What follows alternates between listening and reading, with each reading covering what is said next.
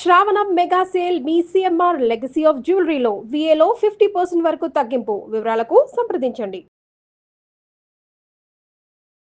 నమస్కారం, మీరు చూస్తున్న సుమన్ టీవీ. నేను మీ కీర్తి.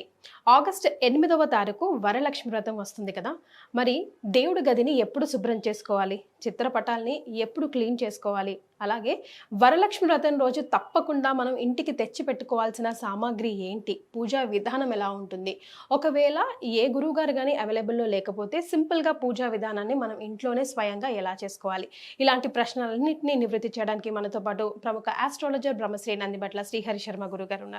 నమస్తే గురుగారు. వాగర్థావివ సంపృక్తౌ వాగర్థ ప్రతిపత్తయే జగతః పితరౌ వందే పార్వతీ పరమేశ్వరౌ. ఆదిత్యాయ చ సోమాయ మంగళాయ బుధాయ చ గురుశుక్రశనిభ్యశ్చ రాహవే కేతవే నమః. శృంగేరి జగద్గురు పీఠాధిపతులకి, కంచిపీఠాధిపతులకి నమస్కారములు తెలియజేసుకుంటూ కార్యక్రమాన్ని ప్రారంభిద్దాం.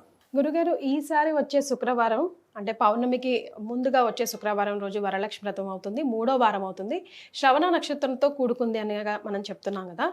మరి ఈ రోజు ముఖ్యంగా మనం పూజ చేసుకోవాలంటే ముందుగా ఎలాంటి ప్రిపరేషన్ చేసుకోవాలి? ముందుగా వీక్షించేటువంటి మహిళా మణుల ప్రేక్షకులందరికీ కూడా వరలక్ష్మి వ్రత శుభాకాంక్షలు. ఎందుకనంటే ప్రతి ఇంట్లో ప్రతి మహిళ, యువతి, పూర్వ సువాసినుడు ఎంతో ప్రేమతో చేసుకునేటువంటి పూజ ఈ యొక్క వరలక్ష్మి వ్రతం. శ్రావణ మాసం అంటేనే వరలక్ష్మి వ్రతం అన్నట్టుగా చేసుకుంటుంటారు. ప్రతి ఇంట్లో లక్ష్మీ పూజ చేసుకుంటారు. కారణం ఏంటంటే వాళ్ళ ఇంట్లో సుఖభోగాలు అన్నీ ఉండాలి, లక్ష్మీ స్థిరంగా ఉండాలి అనే ఉద్దేశం. అయితే ప్రధానంగా ఈ యొక్క సంవత్సరం విశ్వావసనామ సంవత్సరంలో వచ్చినటువంటి వరలక్ష్మి వ్రతము చాలా ప్రత్యేకమైనటువంటిది. గురుగారు, అంటే చాలా సందర్భాలలో మనం చూస్తున్నట్లయితే పౌర్ణమి ముందు వచ్చే శుక్రవారం ఉన్నప్పుడు ఏ అష్టమికో ఏ దశమికో పడుతుంది, అంతే కదా. అవునండి. కానీ సాక్షాత్తు పరమేశ్వరుడు అనుగ్రహించినట్టుగా పౌర్ణమి అదే రోజు అయింది, శుక్రవారం కూడా అయింది. అదేవిధంగా మరి యొక్క విశేషం ఏమిటంటే అమ్మవారి జన్మ నక్షత్రం ఉత్తరాషాఢ నక్షత్రం అని అంటుంటారు. అమ్మవారి జన్మ నక్షత్రం చతుర్దశి కలిసినటువంటి రోజు. మధ్యాహ్నం 1 గంట తర్వాత 3 గంటల తర్వాత చతుర్దశి వెళ్ళిపోతుంది. శ్రవణ నక్షత్రం కూడా వచ్చేస్తుంది. అంటే నారాయణుడి యొక్క జన్మ నక్షత్రం పౌర్ణమి కలిసి వచ్చినటువంటి సమయం గురుగారు. కాబట్టి చేసుకోదలిస్తే ఉదయం పూట సంబంధించినటువంటి వాళ్ళు ఉదయం పూట చేసుకోవచ్చు. సాయంకాలం ఉపవాసం ఉండి సాయంకాలం చేసుకోవాలి అనుకునే వాళ్ళు సాయంకాలం చేసుకోవచ్చు. ఏ సమయం శ్రేష్టం గురుగారు అసలు? అయితే శుక్రవారం కాబట్టి 6:01 సూర్యోదయం అవుతుంది. కాబట్టి 6:27 మిథున లగ్నం వెళ్ళిపోయి కర్కాటక లగ్నం వస్తుంది. కాబట్టి పొద్దున్నే 4 గంటలకల్లా లేచి బ్రహ్మ ముహూర్తంలో 3 గంటలకైనా లేచి కాలకృత్యాదులన్నీ తీర్చుకొని ఇల్లంతా శుభ్రపరచుకొని, శుక్రవారం రోజే శుభ్రపరచుకోవాలంటారు. అది సూర్యోదయం అయిన తర్వాత శుక్రవారం కిందికి వస్తుంది. మనం పొద్దున్నే లేస్తాం కదా, శుక్రవారం కిందికి రాదు. కాబట్టి పొద్దున పూజ చేసుకోదలిచినటువంటి వాళ్ళు ఆ విధంగా చేసుకొని చక్కగా ఆ ఇల్లంతా కూడాను పవిత్రముగా చూసుకొని అప్పుడు 6 గంటలకి అంటే పూజా సామాన్లన్నీ కూడా దగ్గర పెట్టుకొని 6 గంటలకి దీపారాధన చేసి గణపతి పూజ చేసుకొని చక్కగా పూజ ప్రారంభించుకొని నైవేద్యం వరకు పూజ చేసుకోవచ్చు. నైవేద్యం అనేటువంటి, ఎందుకంటే చాలామంది వరలక్ష్మి వ్రత కథ పుస్తకాలు తెచ్చుకొని దాని ప్రకారం చేసుకుంటుంటారు. అయితే ఆ నైవేద్యం వరకు చేసుకొని అప్పుడు ఆ నైవేద్యం అన్న సందర్భంలో ఏ పండో ఏదైనా కానీ దానిమ్మ పండు సమర్పించి అప్పుడు ఇంట్లో ఆడవాళ్ళు వంటింట్లో ఉన్నటువంటి పదార్థాలతో అమ్మవారికి ఇష్టమైన నైవేద్యాలన్నీ కూడా తయారు చేసుకొని అప్పుడు ధూపదీప నైవేద్యం మళ్ళీ మహాప్రసాదం ఇచ్చి వరలక్ష్మి వ్రత పూజ చేసుకోవచ్చు. ఓకే, దీపారాధన సమయం ఆ టైంకి అట్లీస్ట్ చేయగలిగితే ఉదయాన్నే బాగుంటుందండి. దీపారాధన చేయాలి, పూజ కూడా చేసుకోవచ్చు, తప్పులేదు, ప్రారంభించుకోవచ్చు. నైవేద్యం అనేంత క్రతువు వరకు చేసుకోవచ్చు. లేదా సాయంకాలం చేసుకుంటాము అని అంటే ఉపవాసం ఖచ్చితంగా ఉండాలి. ఉండి పొద్దున పూటంతా అమ్మవారికి సంబంధించినటువంటి విధానంగా నైవేద్యాలన్నీ ప్రిపేర్ చేసుకొని సాయంకాలం 5 గంటలకి పూజ ప్రారంభించాలి. ఎందుకనంటే అప్పుడు ధనుర్లగ్నం ఉంటుంది. లగ్నాన్ని గురు శుక్రులు చూస్తుంటారు. ఉదయం పూట 6 గంటలకి ప్రారంభించుకుంటే మిథున లగ్నంలో గురు శుక్రులు ఉంటారు. కాబట్టి ఆ సమయానికి ఉదయం పూట సాయంకాలానికి 5 గంటలకు ప్రారంభిస్తే ధనుర్లగ్నం 5:19 వరకు ధనుర్లగ్నం ఉంటుంది. 5 గంటలకు ప్రారంభం చేసుకుంటే సుమారు 7 గంటలకల్లా వరలక్ష్మి వ్రతం అంతా అయిపోతుంది. 7:30 కల్లా కూడా అందరికీ వచ్చిన వాళ్ళకి వాయినాలు ఇవ్వడం అవన్నీ చేసుకొని 8-9 భోజనం చేయొచ్చు. ఆ రోజు ఉపవాసం లేదా ఆ రోజు ఉపవాసం ఉండవచ్చు. ఈ విధంగా సమయాలు చేసుకుంటే చాలా మంచిదమ్మా. ఎందుకనంటే సమయం చాలా ప్రధానం, లగ్నం ప్రధానం, చేసుకునే పూజా విధానం. చాలామంది ఉదయం 9 గంటలకు అట్లా చేసుకున్నారు అనుకోండి, లగ్నంలో సింహ లగ్నంలో కేతు ఉంటాడు, తర్వాత 10 గంటల తర్వాత కన్యా లగ్నం వస్తుంది, లగ్నంలో కుజుడు ఉంటాడు. అది అంత శుభమైనటువంటి సమయం కాదు. చేసుకుంటారా ఉదయం 6 గంటలకి ప్రారంభించుకోండి, లేదంటారా సాయంకాలం 5 గంటలకు చేసుకోండి. మధ్య సమయాలు మాత్రం ఆ లగ్నాలు ముహూర్తాలు సరైనటువంటిగా లేవు. గురుగారు, ఒకవేళ ఇప్పుడు శుక్రవారం వరలక్ష్మి వ్రతం కాబట్టి ముందు రోజు కానీ మేము ఎలాంటి ప్రిపరేషన్ అంటే తప్పకుండా ఈ సామాగ్రి తెచ్చుకొని పెట్టుకోండి రెడీగా, ఏవి మిస్ అయినా మిస్ అవ్వకపోయినా ఇవి మిస్ అవ్వకండి అని చెప్పడానికి? ప్రధానంగా ఈ వరలక్ష్మి వ్రతం చేసుకునేటప్పుడు ఖచ్చితంగా పూర్వం నుంచి వస్తున్నటువంటి ఆచారం అంటే ఏదైనా కానీ అమ్మవారి రూపు కొత్తది కొనుక్కునేవాళ్ళు. ఇప్పుడు 2-3 గ్రాములు బంగారం కొనాలంటే 30,000 పెట్టుకోవాలి. అంత శక్తి స్తోమత అందరికీ ఉండదు కదా. కాబట్టి చిన్నది అమ్మవారిది ఏదైనా వెండిలోనైనా పర్వాలేదు, లేదా బంగారు రూపంలోనైనా చిన్నదైనా కానీ, వెండిలోనైనా కానీ, రాగి ప్రతిమనైనా కానీ పెట్టుకోమన్నది శాస్త్రం. కాబట్టి కొత్తది కొనుక్కొచ్చుకొని అప్పుడు దాని తర్వాత ముఖ్యంగా కలశం పెట్టుకునే ఆచారం ఉంటే ఖచ్చితంగా కలశం పెట్టుకోవాలి. కానీ కలశం అనేటువంటిది పెట్టుకునే సందర్భంలో పూర్వం నుంచి వస్తున్నటువంటి ఆచారం ఏదైతే, ఇవన్నీ కూడా మనకు ఈ ఆచారాలు ఆ వస్తువులు చెప్పబడ్డవి ఎప్పుడు కృతయుగం కాలం నాటికి సంబంధించినటువంటివి. కృతయుగం అంతా బంగారం తప్ప వేరే ఇనుమే లేదు అసలు అక్కడ. కానీ రాను రాను బంగారం చాలా డిమాండ్ పెరిగిపోయింది కదమ్మా. కాబట్టి ఆ కాలంలో బంగారు కలశాలు పెట్టుకున్నారు. అప్పటి ఆచారం ప్రకారం కలశాలు పెట్టుకోమన్నారు. శక్తి ఉన్నవాడు బంగారు కలశం ఈ యొక్క దాంట్లో అంబానీ లాంటి వాళ్ళు తప్ప ఎవరు పెట్టుకోలేరు. కాబట్టి వెండి కలశము మ్యాక్సిమం ధనవంతులు, లేదంటే ఇత్తడి కలశం, లేదంటే రాగి కలశం, లేకపోతే కనీసము మట్టితో చేసినటువంటి మృణ్మయ కలశమునైనా పెట్టుకోవాలి.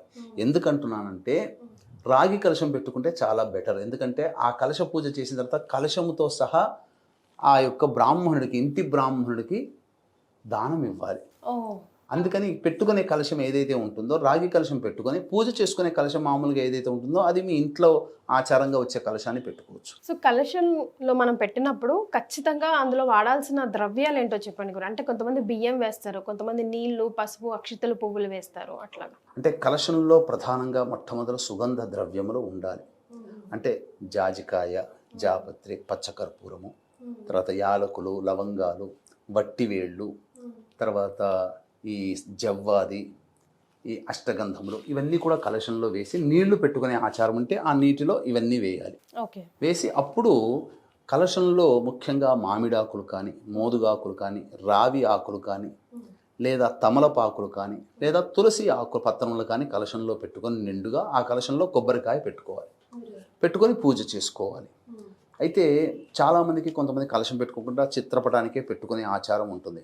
చేసుకోవచ్చు, కానీ వ్రత నియమాన్ని అనుసరించి చేసుకోవాలంటే కలశం పెట్టుకోమని శాస్త్రం చెప్పబడి ఉంది. కాబట్టి కొంతమంది ఆచారం ప్రకారం ఆ యొక్క కలశంలో బియ్యం పెట్టుకుంటారు, లేదు ఆ కలశంలో నీళ్లు పెట్టుకుంటారు. ఎవరి ఆచారం ప్రకారం వాళ్ళు చేసుకోవచ్చు. కానీ పూర్ణ ఫలం మాత్రం కొబ్బరికాయ, నిండు కొబ్బరికాయ మాత్రం ఖచ్చితంగా కలశంలో ఉండాల్సిందే. అప్పుడే సంపూర్ణమైనటువంటి ఫలాన్ని పొందుతాం. ఆ కొబ్బరికాయని తర్వాత ఏం చేయాలి గురుగారు? ఇంకో విషయం, ఇక్కడ కలశానికి సంబంధించి శుక్రవారం కదపొద్దు అంటారు కదా, మరి ఎప్పుడు కదపాలి, ఏ సమయంలో కదపాలి, అది కూడా చెప్పండి. తప్పకుండానమ్మా. అంటే వీక్షించేటువంటి ప్రేక్షకులు కూడా చాలామంది ఈ వరలక్ష్మి వ్రతాన్ని చేసుకుంటూ ఉంటుంటారు. కాబట్టి దీనితో పాటు అమ్మవారి అనుగ్రహం ఇంకా విశేషంగా హోమ రూపంలో జరిపించుకున్నట్లయితే బాగుంటుంది కదా అని ప్రతి మహిళ, ప్రతి యువతి, ప్రతి వ్యక్తి కూడా ఆలోచిస్తున్నారు. కాబట్టి దీన్ని దృష్టిలో పెట్టుకుని మన పీఠం ఆధ్వర్యంలో 8వ తారీఖు రోజున రాత్రి 9 గంటలకి, ఇంతకుముందు వీడియోలో మనం చూసాం 16 షోడశ లక్ష్మీ దేవతల యొక్క ఆవాహన. కాబట్టి షోడశ లక్ష్మీ హవనము, లక్ష్మీ మూలమంత్ర సంపుటిత లక్ష్మీ సూక్త హవనము, అలాగే దశమహావిద్యల్లో లక్ష్మీ స్వరూపంగా భావించబడే కమలాత్మికాదేవి యొక్క హోమము, వీటితో పాటుగా మేష, మిథున, కర్కాటక, సింహ, కన్య, వృశ్చిక, ధనస్సు, కుంభ, మీన రాశుల్లో జన్మించినటువంటి వారికి సర్వదోష నివారణ పూజలు, హోమాలు అనేటువంటివి జరిపించడం జరుగుతుంది. ఈ కార్యక్రమంలో పాల్గొనడం ద్వారా పిల్లలకి విద్య, వివాహము, చక్కటి దాంపత్యము, అలాగే ఉద్యోగ సమస్యలు, రుణ బాధలు, ఆర్థిక బాధలు, అనారోగ్య సమస్యలు ఇవన్నీ తొలగి సుఖశాంతులతో ఉంటారు. ఈ యొక్క కార్యక్రమంలో నమోదు చేసుకున్నటువంటి వాళ్ళకి అమ్మవారికి ప్రీతికరమైనటువంటి పూజ చేసినటువంటి తామరమాల మీకు ఇవ్వడం జరుగుతుంది. కేవలం 41 మందికి మాత్రమే అవకాశం. సాయంత్రం 8వ తారీఖు 6 గంటల లోపల మీ గోత్రనామాలు నమోదు చేసుకునే ప్రయత్నం చేయండి. ఇక ఈ అమ్మవారికి సంబంధించినటువంటిది శుక్రవారం నాడు పూజ చేస్తాం కాబట్టి శుక్రవారం నాడు కదపకూడదు. కాబట్టి మరి ఎప్పుడు కదపాలండి అని అన్నప్పుడు ఇక్కడ కొన్ని నియమాలు అనేటువంటివి ఉన్నాయమ్మా. తెల్లవారి శనివారం నాడు పౌర్ణమి అవుతుంది. 7:52 వరకు దుర్ముహూర్తం ఉంటుంది శనివారం కాబట్టి కాలకృత్యాదులన్నీ తీర్చుకొని 8 గంటల తర్వాత మళ్ళీ ఆ కలశానికి ఏదైతే పూజ చేశామో ఆ కలశానికి సంబంధించినటువంటి పంచోపచార విధానంగా ఆవాహనము, స్నానము, తర్వాత వస్త్రము, నైవేద్యము, తాంబూలము, హారతి, ఇలా పంచోపచార విధానముగా పూజ చేసి అప్పుడు కలశాన్ని కదపవచ్చు. అయితే పూజ చేసేటువంటి రోజున తోర గ్రంథి పూజ చేసి తోరం కట్టుకుంటారు కదా. అయితే ఇక్కడ గమనించాల్సింది ఏంటంటే ఇంటికి ఎంతమంది ముత్తైదులు అని అనుకుంటారో అన్ని తోరములు ప్లస్ మీరు కట్టుకోదగే ఇంకొక తోరము ప్లస్ అమ్మవారి కలశానికి కట్టేటువంటిది తోరము.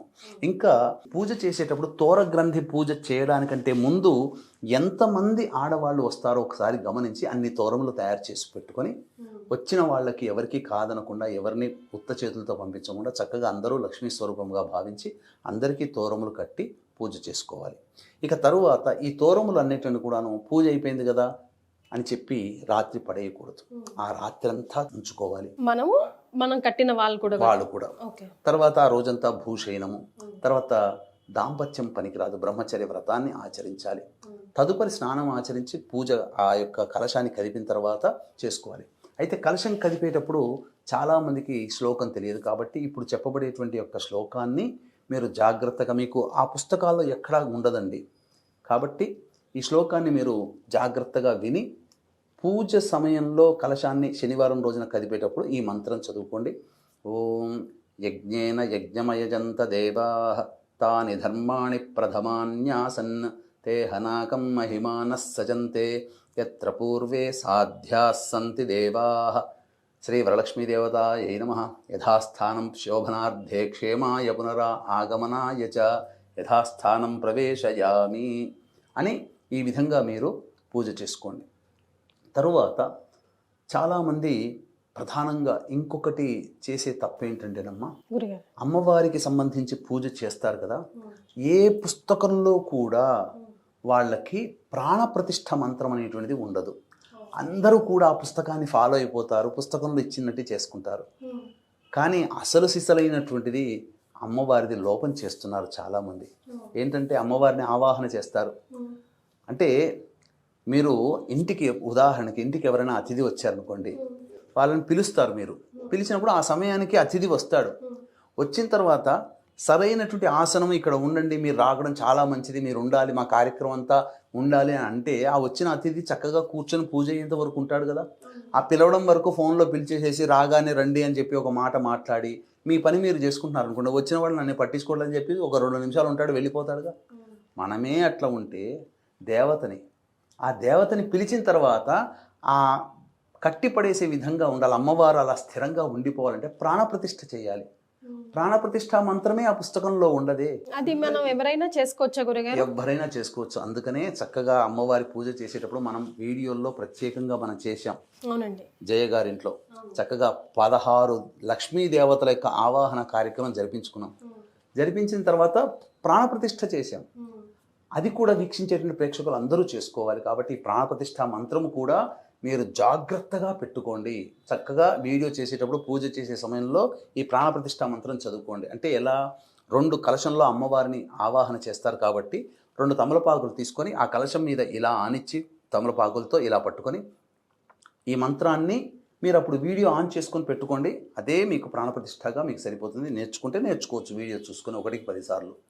ఎలా, ఆ కలశం మీద తమలపాకుల్ని ఇలా, అనగా తొడిమలు ఇక్కడ ఉండాలి, ఈనెలు అక్కడ ఉండాలి, అలా ఇట్లా చేతిలో పెట్టుకొని దీని మీద ఆ విధంగా ఇలా దాని మీద ఈ బొటన వేలు పెట్టి ఇలా చూపించి ఓం అసుని తే పునరస్మాసు చక్షుః పునః ప్రాణమిహనో దేహి భోగం జోఃపశ్యేమ సూర్యముచ్చరం తమనుమతే మృళయా ఆనః స్వస్తి అమృతం వైః ప్రాణ అమృతమాపః ప్రాణ నేవయధా స్థానముపహ్వయతే.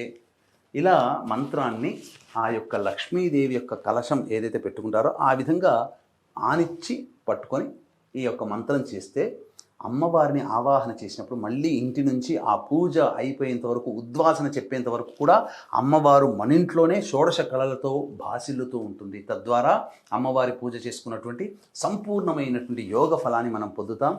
పుస్తకంలో చూపిన విధంగా చేసుకుంటే అమ్మవారి ఆవాహనే ఉంటుంది తప్ప అమ్మవారు స్థిరంగా ఉండదు. ఇది గుర్తుపెట్టుకోండి. రైట్ గురుగారు, అనేక ప్రశ్నలకి సమాధానం తెలియజేశారు. ధన్యవాదాలు. సర్వం శ్రీ ఉమామహేశ్వర పరబ్రహ్మార్పణమస్తు.